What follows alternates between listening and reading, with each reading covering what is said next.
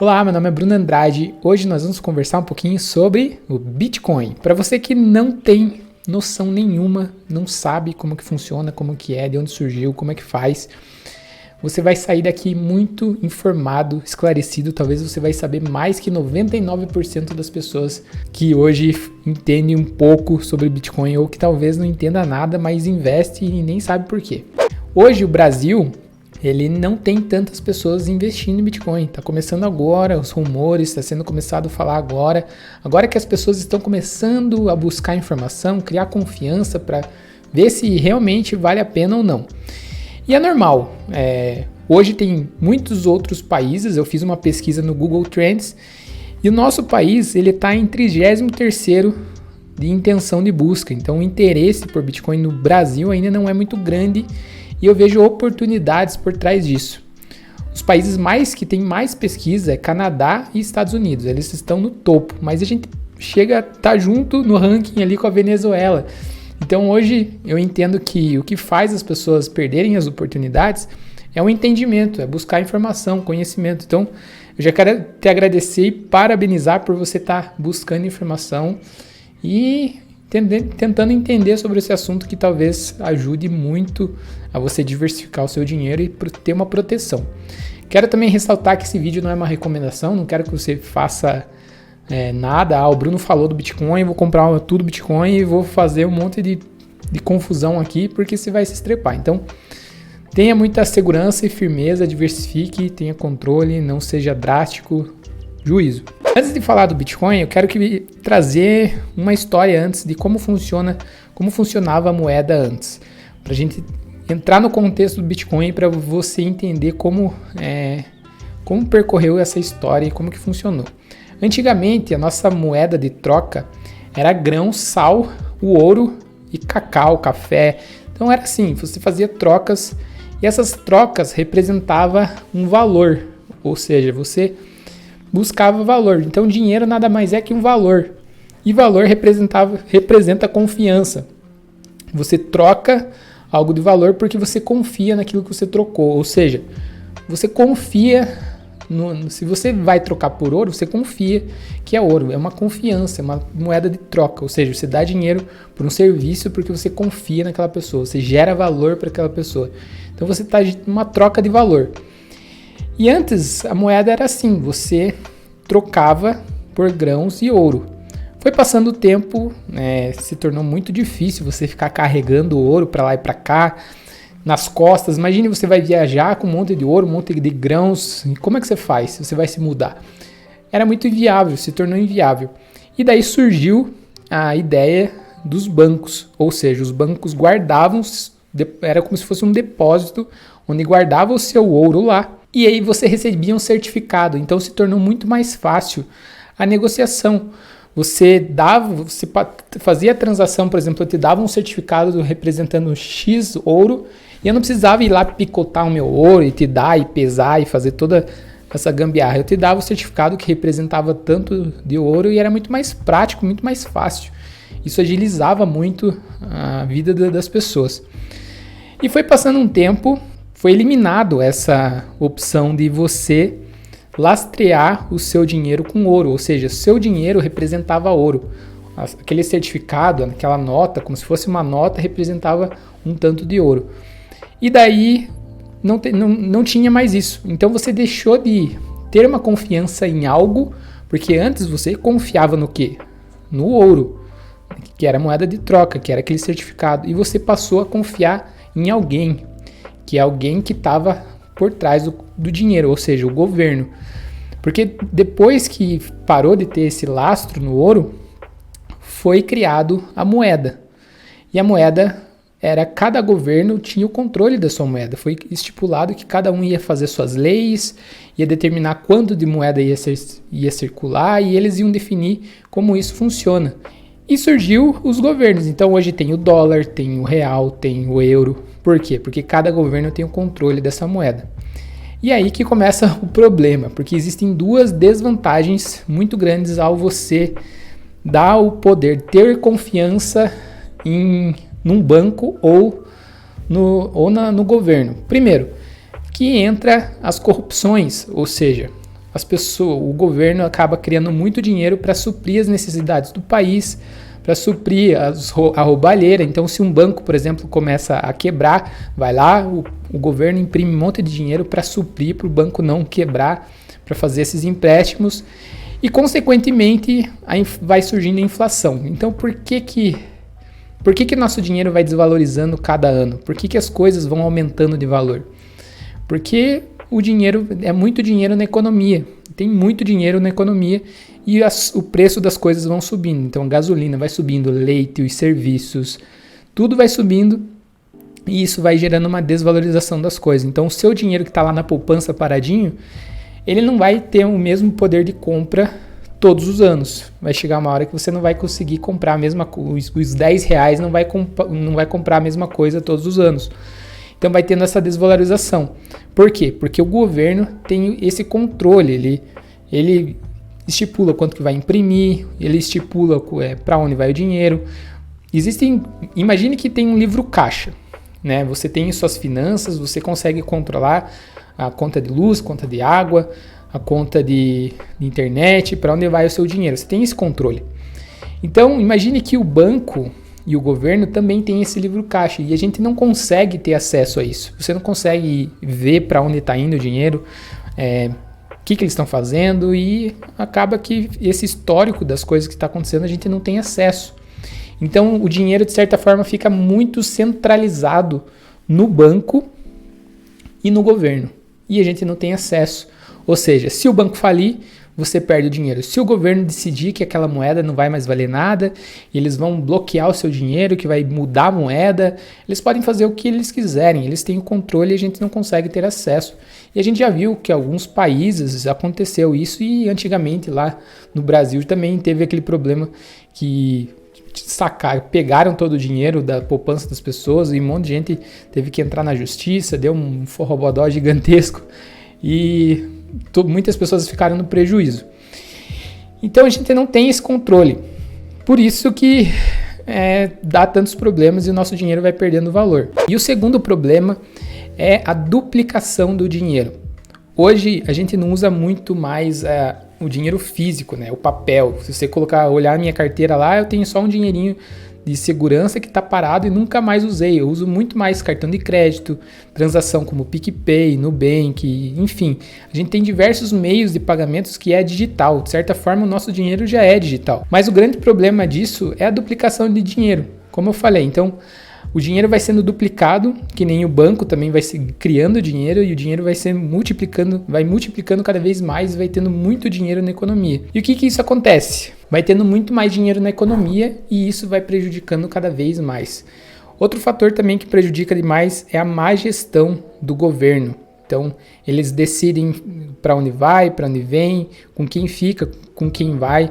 Isso também é outro fator que prejudica. Na Venezuela, o dinheiro desvalorizou tanto que algumas pessoas até pesam o dinheiro na hora de transferir, porque é tanta nota que precisa para fazer uma transferência que o dinheiro perdeu tanto valor que você precisa pesar o dinheiro. Então, acaba se tornando algo trágico, assim, nem acontece na Venezuela. Tem um excesso gigantesco de dinheiro injetado na economia. Então vem o Bitcoin.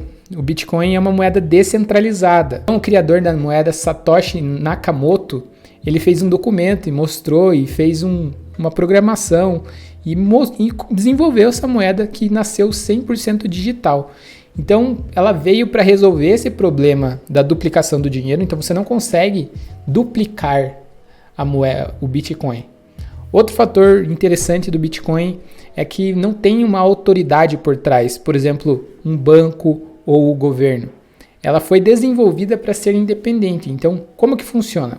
O Bitcoin, existem vários computadores no mundo onde eles estão totalmente conectados. E esses computadores, eles fazem o backup dessas informações. Lembra que eu falei do histórico do computador, o histórico que a gente não tem esse histórico no banco? Com o Bitcoin você consegue visualizar todas as transações desde o começo. Então essa é uma das diferenças, fazendo um comparativo entre o banco e o Bitcoin. No banco você não consegue ter acesso ao histórico, às transações, para onde está indo o dinheiro, com quem vai, com quem fica. Você não consegue visualizar o quanto está sendo produzido de dinheiro. É uma informação muito restrita e a gente não tem controle. Já o Bitcoin, ele tem um histórico completo de todas as transações, desde o início do Bitcoin. Até tem um print mostrando uma das primeiras transações do Bitcoin, que uma pessoa que queria comprar uma pizza, e ele divulgou num fórum se alguém vendia essas 2 pizzas, se podia trazer na casa dele, que ele compraria por 10 mil Bitcoins. Então pensa, hoje o Bitcoin vale, esses 10 mil Bitcoins valem mais de 100 milhões, muito mais de 100 milhões, deve valer já uns 200 milhões, não sei. Mas imagine, você oferecer uma pizza por 10 mil Bitcoins. E hoje está valendo muito mais. Se você soubesse do que ia acontecer, o que iria acontecer com o Bitcoin hoje, talvez você nunca ia comprar uma pizza por esse valor de Bitcoin. Mas você tem todos os registros. Mas como assim, Bruno? A pessoa consegue ver o que eu estou comprando? Como é que fica a minha privacidade? Calma. Da mesma forma que você consegue ver as transações, você não consegue ver para quem você está mandando e quem está enviando, quem está comprando, tipo a pessoa que você mandou e nem você fica totalmente restrito, só você tem acesso, porque é tudo criptografado, é através de códigos, e esses códigos você não tem acesso, como vou mostrar aí para vocês na tela, mais ou menos como funciona. Então, todos os computadores interligados ficam de maneira oculta, você não consegue ver para quem está enviando e quem está enviando, e tem o registro. Ter esse registro, isso traz muito mais segurança, porque você não consegue manipular, você não consegue burlar os dados, você não consegue criar a moeda, que nem eu falei. Isso traz muito mais segurança para quem está trazendo dinheiro. Outro ponto importante da diferença entre o banco e o Bitcoin é que o banco é usado um sistema, um computador. Se cair um avião, explodir tudo, perder tudo, a chance é muito grande, sei lá, do banco falir, enfim. Já o Bitcoin é o sistema de blockchain que eu falei. Então, se um computador for hackeado, existem milhões de computadores conectados, fazendo backups e interligando e checando os dados simultaneamente. Então, é impossível ter uma alteração, uma danificação no sistema, uma modificação, porque existem milhões de computadores. Uma das maneiras de você conseguir Bitcoin é minerando Bitcoin. Então você consegue deixar teu computador ligado e ele vai extraindo moedas, e lógico que gasta bastante energia. Até uma das desvantagens do Bitcoin é que dizem que ele não é muito bom para o ecossistema, porque gasta muita energia. Mas isso a gente vai falar em outro vídeo, como minerar e como que funciona esse processo, que é interessante você saber também. Então hoje tem pessoas que trabalham e estão por trás disso, e deixando o computador ligado, você está fazendo esse backup e está continuando o Bitcoin funcionar. Então, de repente, um país inteiro proíbe o Bitcoin, você não vai perder, porque o teu Bitcoin vai ficar salvo na sua carteira, porque o governo não vai ter acesso a você, não vai ter acesso à sua carteira, ele não vai conseguir bloquear e prender os seus Bitcoins. A única coisa que vai acontecer é que aquele país vai estar fora, mas os outros países ainda vão estar conectados por conta desse sistema de blockchain, porque é o mundo inteiro. Então eu vou colocar na tela uma pequena célula assim, de como funciona, deles interligados. Então pensa, esse é um pequeno pedacinho onde eles estão fazendo essa checagem, esse livro caixa está sendo registrado, está se conectando, fazendo checagem, identificando o sistema se está 100%, e essa interligação traz muito mais segurança. Então ele não é centralizado, ele é descentralizado. E isso, outras 2 vantagens também, que nem eu falei, é que o governo e o banco não têm acesso a esse recurso e esse dinheiro, então traz muito mais privacidade com o seu dinheiro e mais segurança. Um exemplo bacana é a internet. Olha só, antigamente a gente era limitado ao número de informações que recebia, ou seja, tinha 2, 3 jornais, era pouca informação, a gente não tinha internet hoje. Hoje você pode acessar a internet, ser autoridade em algum assunto, que nem você que está pesquisando esse vídeo e tentando se interessar e entender um pouco mais sobre o Bitcoin, e de certa forma o Bitcoin se tornou que nem a internet, uma moeda que todo mundo pode ter acesso, só se conectar e fazer essa transação através de um código. Para você fazer a transação da Bitcoin, aproveitando a falar sobre isso, é através de um código que nem uma chave Pix, onde você consegue fazer essa transação. Então, o Bitcoin é uma moeda descentralizada, não tem alguém, uma instituição, um poder conectado nela, e ela se torna muito mais acessível no mundo inteiro que nem a internet. Onde tem internet, você pode ter o Bitcoin. Ela se tornou muito mais acessível para várias pessoas. Esse é um ponto importante que eu quero trazer, que tem alguns lugares que não tem banco, não é mais difícil de fazer transação. Então, de certa forma, você tendo um celular com internet, você já tem acesso a sua wallet e consegue fazer a transação. Então se torna muito mais fácil. Resumindo, você tem a total segurança e controle do seu dinheiro, só você tem acesso. Segundo ponto, não tem um intermediador, ou seja, não tem um banco, um governo atrás te controlando. Isso traz muito mais confiança para você, para caso o país dê um problema de corrupção, de falir o dinheiro, de perder a moeda, desvalorização da moeda. Então isso se torna um ponto positivo. O terceiro ponto é que ela nasceu para ser digital. E o quarto ponto é que ela é muito mais acessível para várias pessoas.